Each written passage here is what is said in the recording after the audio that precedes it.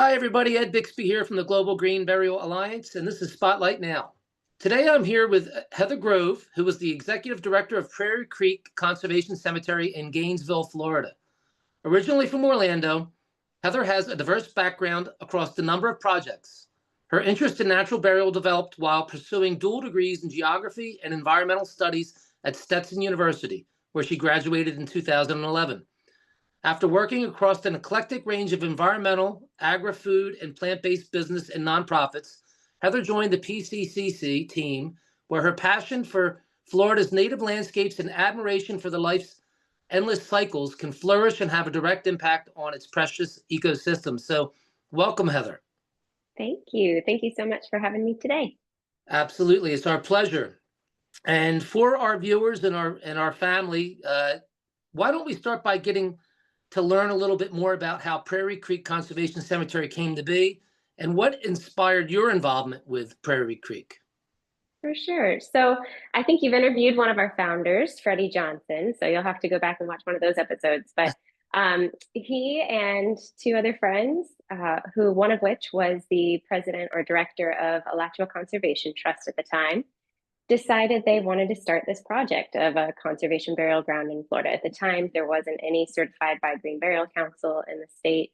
There wasn't really anything like it. And so 15 years ago, really 18 years ago, they started the idea. It took them 3 years of meeting every single month until finally they were able to do the first burial here, which was of a local environmental advocate. And so, yeah, just really took off from there. It's exponentially grown every year since, to the point where we're doing about 175 burials a year here now. And my involvement started, like you said, 2.5 years ago here. And it started really from just a personal interest in wanting to have my own natural burial one day. I think personally, it really informs the way I live. If I know that, my body is going to enter the nutrient cycles of a certain ecosystem at some point, I want to live a healthy lifestyle. And so it started there, but has, really grown to be a part of the much bigger movement. And I'm, involved now. We're involved in CBA and some of the larger organizations. And I'm really passionate about the expansion of this organization. This is hopefully one of many of our cemeteries. We actually are Conservation Burial Inc. And then Prairie Creek Cemetery is, one of hopefully many cemeteries in the future. So I'm here to kind of take it to the next level. Well, absolutely. And I'm sure I have no doubts you will. I mean, the one thing that the viewers should understand is that Prairie Creek is extremely successful at doing this, always has been. And really, in my personal opinion, is kind of the model, for a conservation burial ground itself. So you guys are doing a great job. And I look forward to seeing you expand, because there's a great need for the conservation burial, model, let's say. We have lots of hybrids. It's a really special place. Yeah, I mean, there's so many different ways you can go about having a conservation burial ground. And I think one thing that makes Prairie Creek so strong and special is our community of volunteers. And so that is something that, we can't take credit for. It is so much of our community that supports us. And so that's going to be an interesting part of the evolution, is watching different community demand build and then kind of finding the need as we move. Absolutely. So for our audience, can you paint a little picture as far as what a family might see or expect when they visit Prairie Creek, and a little bit of an understanding of the variety of the ecosystems on site? Yeah, so I'd say every journey here starts somewhere, and the journey here is really unique. Although just 15 minutes outside of Gainesville, we're along old rural back roads that are canopied by big, large live oak trees. And so whether somebody's coming here just to visit the space and treat it as a preserve, we have 8 miles of trails that people bring horseback ride on, bike. We're actually connected into a large Rails to Trails program. So some people just find themselves into the cemetery, not even meaning to be there, because we are a public space. We're open every day of the year, dawn to dusk. And so the journey here, I think, is almost just as important, even if people are coming here for a burial. There's something about that journey that makes it feel very symbolic and meaningful. And then once they're here, we have 4 staff members, and we may be out there working in the cemetery. This morning was very active. It was kind of our first cool morning, and so I heard there's people out there meditating in the meadow. There were people out there walking their dogs. We had a dig going on, which was attended by 12 volunteers. So we haven't had one in the last week, so I think our volunteers are pretty excited to get out in the cooler weather with their lattes. But it's an active place. It can be active, but at the same time, it's very secluded off of any main roads. It's really peaceful. And we have two ecosystems here. One that's more of an open wildflower meadow that we're trying to restore back to its native pine uplands. Before, this area was actually, this whole property is 600 acres. It's a part of Alachua Conservation Trust Preserve. They actually own and operate 66,000 acres throughout the state. So this is a small portion of what they have. And within that 600 acres, we are a 93-acre cemetery easement. And so we operate just within that area. We're currently expanding to other areas within this preserve. And, we have our current burial grounds where we are, just doing operations day to day of hand digging graves with volunteers and then actively completing those burials by hand as well.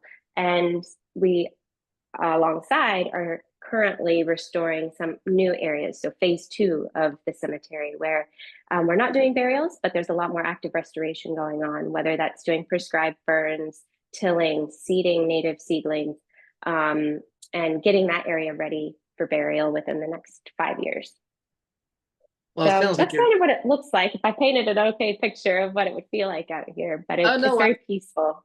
absolutely. And I mean, for anyone who, has had the pleasure to visit Florida, certainly they can understand exactly what you've said.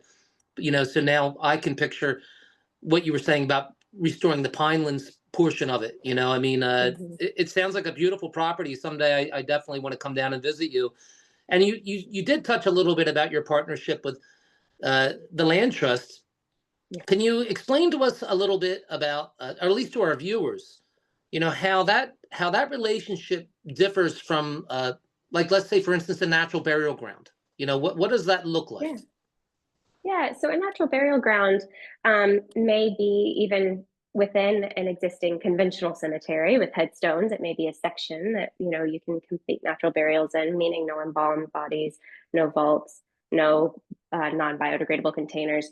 But for us, just as important as the burial side of things is that active restoration of the land. And so with ACT, we're very lucky to partner with them because of their resources. I want to say they have almost 30 people on staff, including interns, who are very knowledgeable and have lots of resources in terms of land conservation. So we're here on site at their main headquarters, and whether it's using their equipment, consulting with them as we are restoring land, we actively work with them. So we also, in terms of logistics, if there's people out there wanting to start their own conservation cemetery one day and partnering with a land trust, I think we have a really great working relationship with them. We are a separate entity. They are the landowners, but they actually hold the easement with the county. And we, as Conservation Burial Inc., or the cemetery, are honoring and stewarding that easement. So it's an interesting relationship. I know, like Foxfield Preserve and what is the other one? Coastal Prairie Preserve in Texas. They have all unique relationships with their land trusts. Some may be completely separate entities. Some may actually be just a program of the land trust. And I think we all, it all works for us. And I don't think any one way is better than the other, but the way this has evolved, it just has worked really well here. It sounds like it has, and I really like the Yeah. idea that you're so hands-on with them. Sharing space, sharing resources. I think that's really important. I think that's a great model to look to. I think it's smart. It's a smart way to. We learn a lot from each other. I think there's a lot to be said about learning from their other preserves and the kind of restoration work they're doing. And then again, we are in the land every single day, whereas they might be able to be here on site every single day. And we have a lot of feedback that we give them about what's going on, what we're seeing, what changes are going on. So yeah, it's a nice relationship, very symbiotic.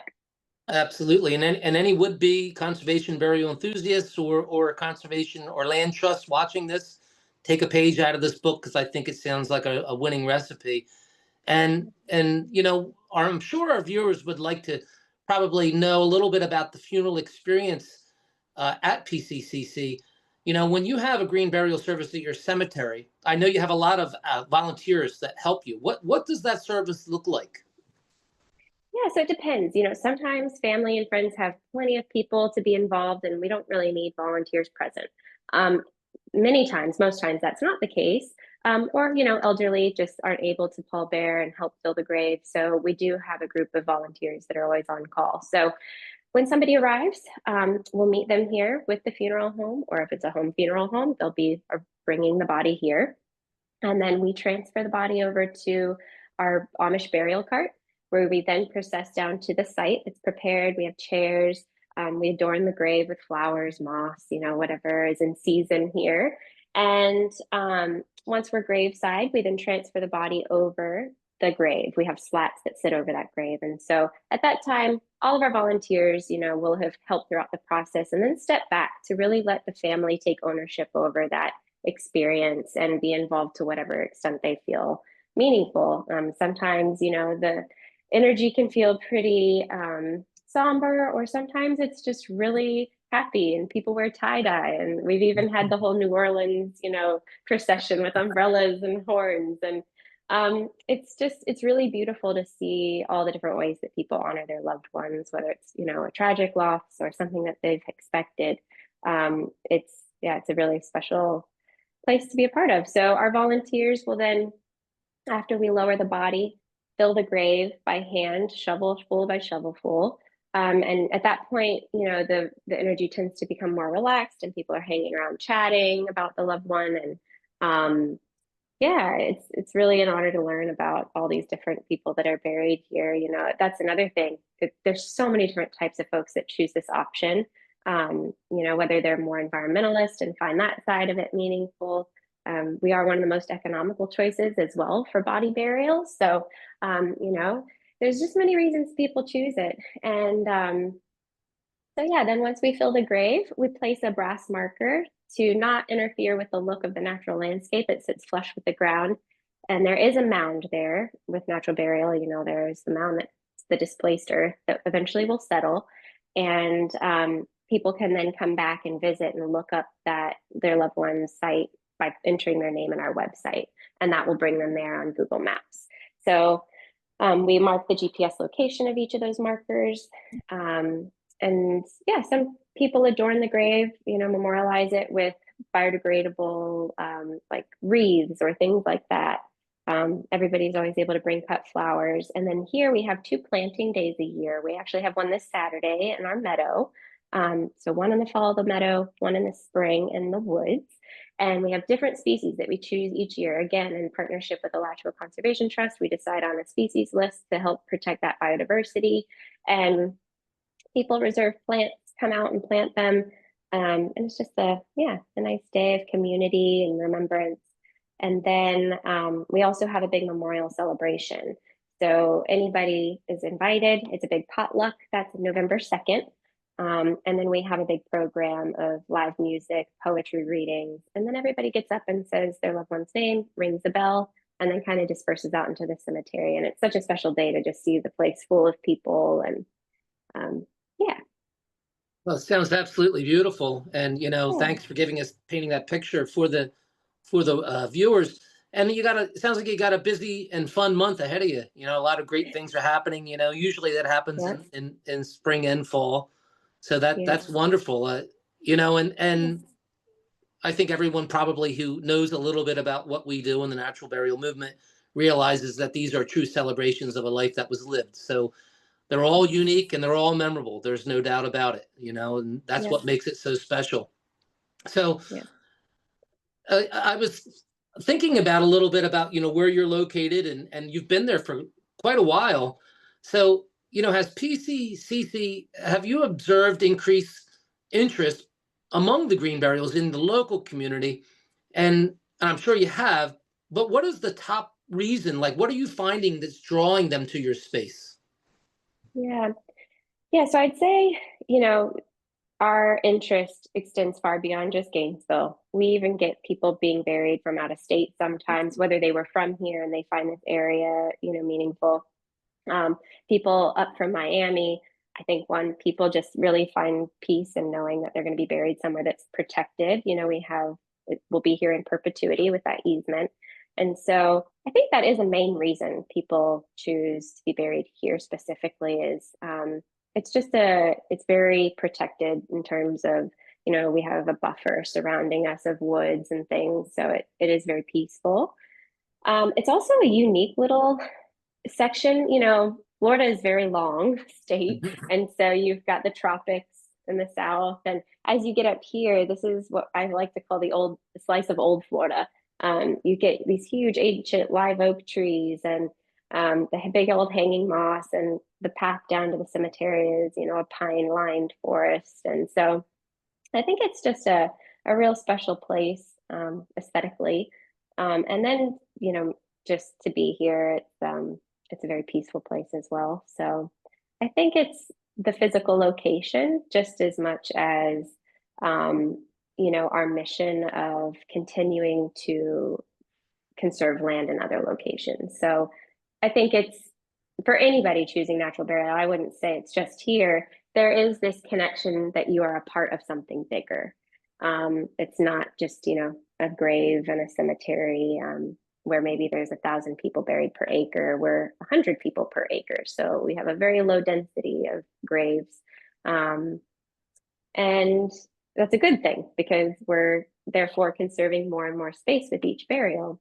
And so I'd say, yeah, it's this concept of you're really part of a movement in a sense, but also contributing to a space that is being well taken care of. Absolutely. Very well put. And for the audience to understand, I mean, you are truly part of a conservation effort, and that's really important for people to realize. So like, I do appreciate the fact, like you said, that your clients probably feel like they're part of something more. They're making a difference with their death. They're helping foster and steward, future conservation, of not only that particular place, but other places. And that brings me to my favorite part of the conversation, and you guys have already been there for quite a while, and you touched on a little bit about what you see the future being. So, where do you see PCCC and the conservation burial movement in the next 5 to 10 years? And in particular, where would you like to see your new venture land, creating these spaces? Yeah, so I think, I've done the numbers. I'm always into my capacity calculator and seeing where we're at. I don't expect this area, our current cemetery easement, to be full in the next 10 years. It could, who knows? You never know. There could be more pandemics around the corner or something. But I'll start with where we're at now. And, just since I've been here, I've already seen bobcats and deer and birds, and each season is a little different than the last with, the amount of flowers that we have, when they bloom. So I just want to first focus on why we do conservation, and that is to support not just plants and this place, but it's a real ecosystem that we're a part of. So I foresee it really blooming in terms of just life and really bringing back these native ecosystems here. And I'm excited about that, especially for phase 2. That'll be completely transformed in the next 5 years. I was starting to say earlier that this whole space was an exotic hunting ground. And so there were a lot of invasive grasses introduced for grazing. And so we're completely tilling it back to ground zero to then transform the landscape to what it should be. So that's very exciting here. In terms of expansion and other locations, that's something that we have a task force working on now, and working through our business plan to really identify what those factors are that are going to drive the new location. It's not just demand, it's not just the look of a place or the location. Like I was saying, it's the community support for it as well, because that is so much of what makes Prairie Creek unique. And so we're kind of going through that process now of looking at has contributed to Prairie Creek's success. And I don't think we'll ever be able to really replicate that anywhere else. So yeah, we'll see. There might be a whole unique group of variables that will present an opportunity somewhere else. And so we're being very deliberate about it. Don't just want to jump in on any opportunity, but I foresee, more opportunities locally. I've been toying with some ideas of even, continuing to work with the land trust, and maybe we have options, not just at another location, but at multiple locations of preserves where people can have the choice of being buried, more in a pine scrub ecosystem versus like an open meadow somewhere else. And, maybe those places are meaningful in different ways to people. So I do like this concept of having like a mobile burial business where we're not just setting up headquarters somewhere else and a permanent next location, but having something that's a bit transferable to different locations. I like that option too, or just having options. I think that makes it a bit exciting when people have choice. Absolutely. Yeah. Well, that's a Yeah. lovely Who vision. knows? Yeah. Yeah. We'll see. Hey, well, I mean, it's one of those things where I have always looked at it, if you build it, they will come, meaning that there's no reason why the things that you're talking about won't happen. It's just, but I Mhm. do like the idea that you're being very careful in your process as you do it, because, that's really important. So, I mean, I certainly love what you're doing down at Prairie Creek Conservation Cemetery. Thank you. I Come visit. Yeah, absolutely. I most certainly say to my viewers, visit, support, Yep. support the Conservation Burial Alliance, PCCC. Thanks for joining us today, Heather. It's been a Thank you so pleasure. much. It's always a pleasure. Say hello to Freddie for us. We love Freddie. He's a great guy. Of course. And viewers, you can learn more by visiting prairiecreekconservationcemetery.org. So this is Ed Bixby from the Global Green Burial Alliance, and we'll see you at the next one.